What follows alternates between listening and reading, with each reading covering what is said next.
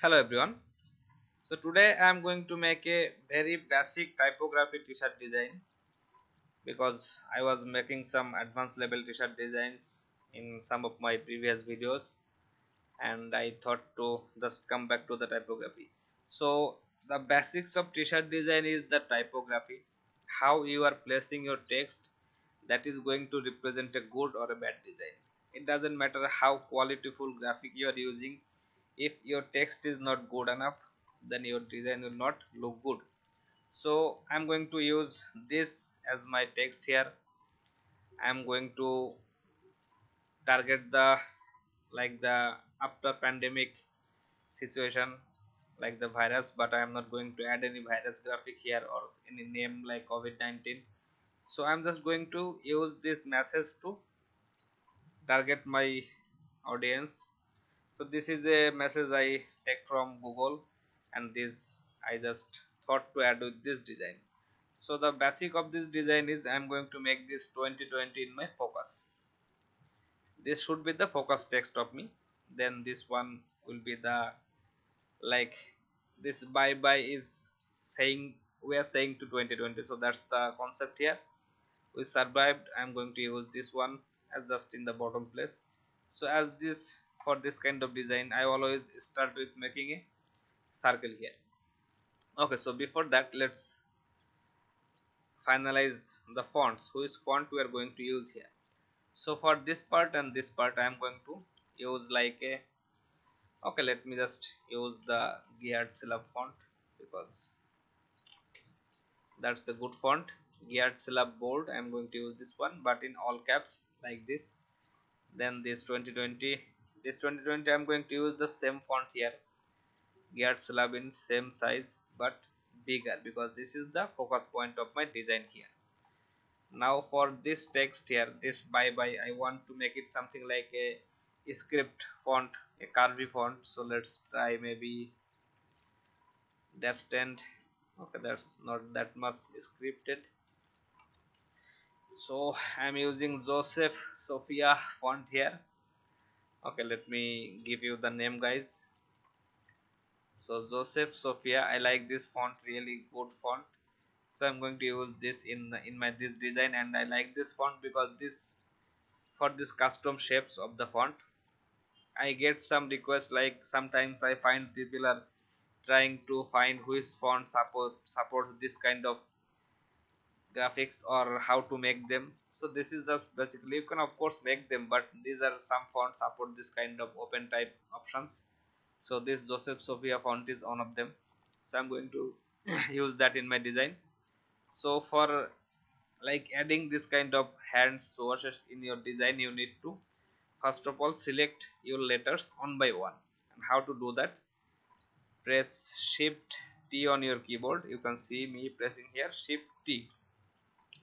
It will give you this touch type tool, and when your touch type tool is activated, if you click on any text like this, you can see the open types are showing here. If I click here, it is going to pick that option, but I'm not going to do that. I'm going to use this option, the hand is going left. I'm going to use that for this part, and for this E I'm going to take this option, the hand is going in the right direction, just like this. So as you can see how easily we created those kind of shapes for our text. So I'm keeping it something like that area, I don't need that.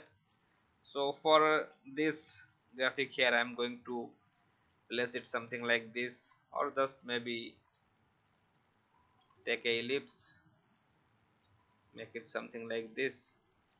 Then press shift X for convert fill into a stroke. Now I have only a stroke here, so maybe a little bigger ellipse, so that is good. Okay, now I need to, sorry for that, I need to break my this 2020 font because I want to align that with my ellipse, like perfectly aligned. So I'm going to align that horizontally, that is good. Now I'm selecting my this text, cut it.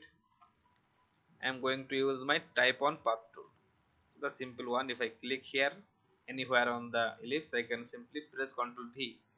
It will paste my text in exact same size and same font that I copied. So that is good. I am just going to place them perfectly center wise, then click here to place it in the center position just like that. So that is good. I'm going to break my font here. I don't need that to act like a font anymore. So let's use this text. Maybe I can break this one too. So let's make it same size bigger as my artboard here, just like this. Then for this bye text, I'm going to place it something like here. You can see how easily we can create a really good looking simple but basic typography design, because people don't buy design, they buy the message you are giving. So that is the way. Okay, so this is the very basic, so let's take it to the advanced level little bit. So I'm going to use this bye here, place it here, then make it same size wide as my 2020 text, just like this. Then select them like this, horizontal and vertically align them to place in the perfect center. Now I am selecting my bye text here. Then go to object, path, offset path. We can create a offset path for it. Okay, that is too small, maybe 10 pixel or 20 pixel will work for me this time. So keep it 20 pixel, press OK. Now without clicking anywhere else, I get this question that why is transparency not working, because after making a offset path you might clicking somewhere else, but do not click anywhere. Just when you are pressing OK for the offset path, press Ctrl X to directly cut the offset path. Then your text is just leave like this. So now I am going to select my 2020 text like this. Then if I double click to open the transparency for it, click on this clip, then press Ctrl F, it is going to paste that offset path inside my transparency. And as you can see how easily we created a cool looking text effect here. We are saying this bye to the 2020, so that's why I place this bye text, and with this kind of source handle it is looking really good, at least looking good for me. I don't know how you will like it or not. So that is good. Now for this area we can do something like spread love not virus. So let's create some love shape. I'm going to create a rectangle here, then I'm going to create another rectangle here. Now for this one I'm going to take the add anchor point tool, just in the exactly center position I'm going to click it, then press A for your direct selection tool. I'm going to bring this one like this, down like this. Now I have a shape like this. If I okay, sorry for that, I'm just doing it in the wrong way. So that is the shape. Let me just copy it, do it in the simple way. If I select the corner points like this, I can simply make it like this. Now for this area I need to select these two objects, align them center wise perfectly. Then if I make sure that the center position is matching with each other, it is going to look like this. So that is good. Let's unite it. Now I am going to rotate something like this. Then if I right click, transform and reflect, it is going to give me this option. Press copy, and as you can see I have now two shape. This is one, this is two. So if I select the two shape like this, second shape, and make it something like this, it is going to look like that. But don't worry about the I'm just trying to match it here. So that is good, I think. Okay, so I need to first of all make sure that the center position of both is looking in the same direction, in the same place. So if I make it a bit bigger like this, if you want to just increase the space between this area, you can do it like that. Now I'm going to take my pen tool to press shift and click here. Then if I click something like this, maybe this much is good, then one click here. This is not looking very perfect heart shape, because I'm not using the same old technique. I tried to make this space a bit. Okay, so that's almost looking the perfect heart shape. So let's press shift X for making it a stroke like this. So that much is good. Let's make it smaller.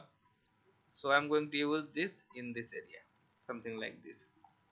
So when we're applying any effect like this, if I make any changes like this, it is going to destroy the effect. So for preventing that, we need to select these two and make them a group.